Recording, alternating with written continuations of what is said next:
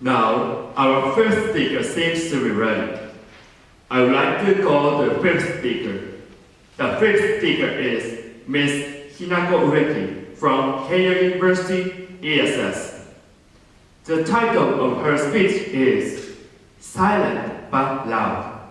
Silent but Loud. Then, Ms. Ueki, please come up to the stage.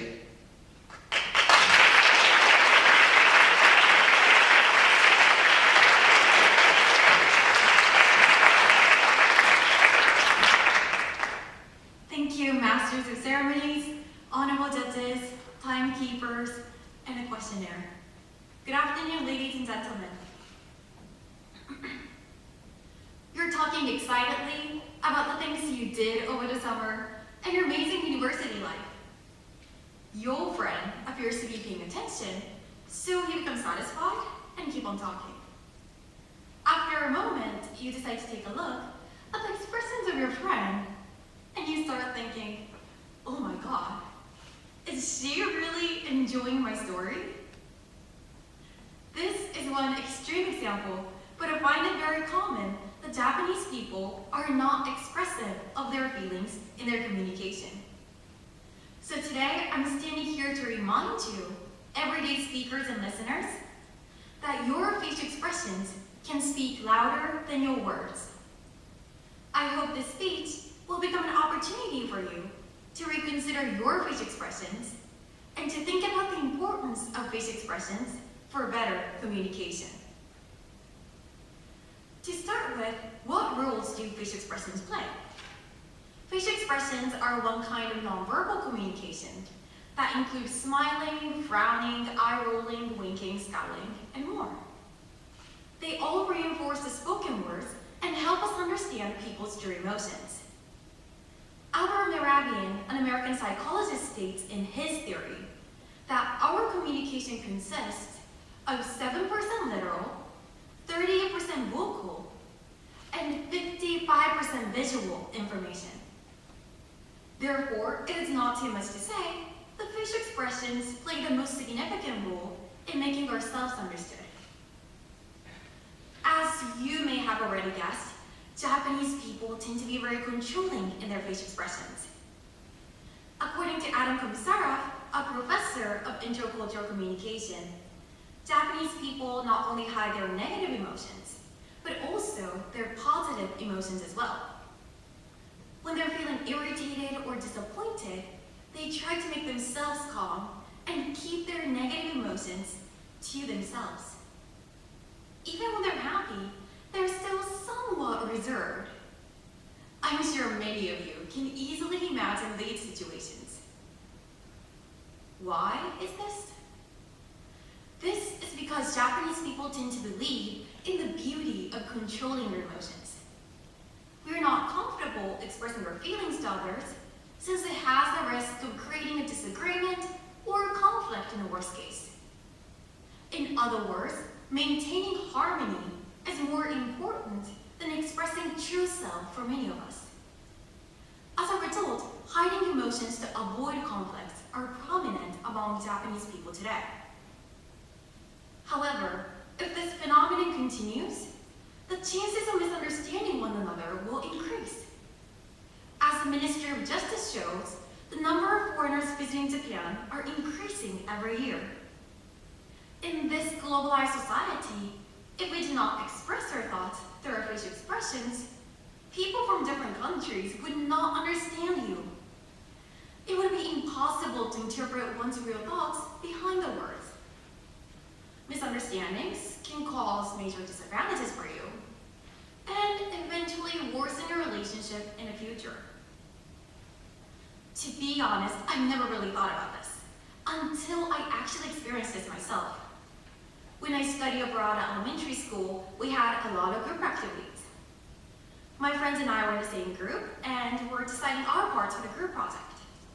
My friend said to me, so Hinako, can you do this part for us? The part she asked me to do was the most difficult part. No way I'm doing that, I thought. But she continued, but I really want you to do it. In the end, I answered unwillingly, okay, fine. The next day I talked to group members and said, you know what guys, this part is too difficult, I can't do this. To my surprise, they were all surprised and said, but wait, you wanted to do that part, right? No. I didn't say that even once. But they all seemed to think that I was the one who volunteered to do the part. How did this misunderstanding happen? Well, facial expressions happened. Later I found out from my friend that she misunderstood my facial expression as, okay, fine, I can do it for you. Apparently, my facial expression was not enough. If I were not happy with it, I should have looked more unsatisfied. But instead, I smiled weakly, trying to hide my emotions. From this experience, I learned that facial expressions are silent, but at the same time, they can deliver the loudest and the strongest message. So here's a lesson that I learned and what I want everybody here to take from me today. Whenever you have a conversation with someone, focus on your facial expressions and try to mean them. Make your words and your facial expressions match and let your face deliver your thoughts. If you're happy, smile. If you're not sure about something, make that expression. That's all it takes to avoid any misunderstanding. Of course, there are times when it feels better to reserve our facial expressions. So here's my response to those of you who are thinking, some facial expressions can be rude. I understand, and it's true, that the minimum amount of manners is needed. But why don't we think in this way? As long as you're careful with the choice of words, honest facial expressions can let people know your real thoughts. You can have not superficial, but genuine conversation, leading to authentic relationship in the future. In the long term, honest facial expressions can develop a better, a closer relationship.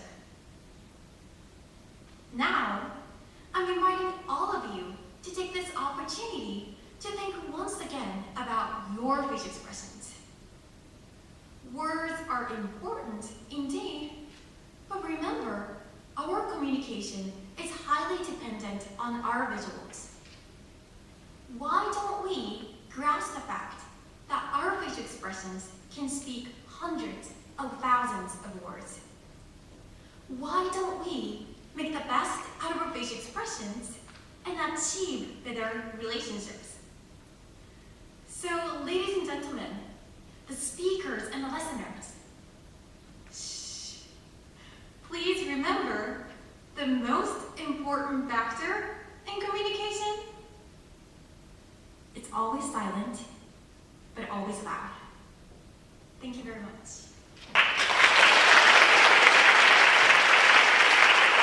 Thank you very much.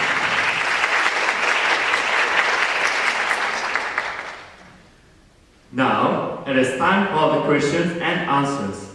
Mr. Sato, please. Thank you, Ueki-san, for sharing us very interesting stories from the self-experience. First, let me clarify your position in your speech. Which is important for communication, facial expressions or non-facial communications? Of course, both are important, but I personally believe non-verbal communication is facial expression is important, more important. Okay. So imagine the kind of extreme situation. There is a task that you really don't want to do, and but your colleagues ask you to do that in this situation. And which is more effective? And the first one is saying yes, I will do it with really negative feelings, negative facial expressions, or saying no, I don't want to do that with shining smile. Shining smile? Well, yeah, okay. Which is more effective way for you to express your opinions? You really don't want to do that. Depends on the situation. Is it like the business scene? Okay, the business scene. Okay, in case of business scene, I personally believe saying I will do it in a reluctant face is I personally think it's better. Like if you're really close with that person if you're best friends. You can say, I don't want to do it. But like, wait, that you can feel that funny, atmosphere. But in the business scene, it's more official. So you have to keep in mind, I want the words and your facial expressions to match and your attitudes to match. So I don't want you to like really express your feelings like baby, no. But I want you to be aware. I want to make a mixture of being polite and saying your opinion and kind of expressing yourself in those mixture of facial expressions. So in that case, the first one is better. Better. Okay, I see. So the next question is about the theory by Albert Mehrabian. Do you know when the theory was published?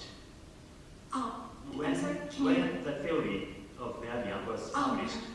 I'm sorry, I don't know. Actually, probably it was published in 1970 or so. Thank you. And, okay, now I want to ask one difficult question for you. Yes. Our way of communication has been changed. Mm-hmm. And now I feel that the opportunity of face-to-face communication is decreasing. The Yes. situation has completely changed. Mhm. For example, when you send an email, Mhm. that's 100% digital. And if you have a phone call, it's 100% vocal. Mhm. There are no facial expressions. Mm. So I want to ask you your opinions about Yes. such new type of communications, email or phone call. Can I say Skype? No, just phone call or email. Okay, so yeah, in email, for example, line or email. I would prefer phone because you said it's only 100% vocal, but in Mehrabian's theory, it is said that 7% literal. The literal part, the word itself, the meaning itself is there, and you can change your attitudes using your voice, but it's only 38%. But still, it's better than just reading the words and kind of understanding it your way. I want that person's, the speaker's feelings and their attitudes to kind of express in the communication, so I prefer phone calls. Of course, but there is a situation that you have to write an email.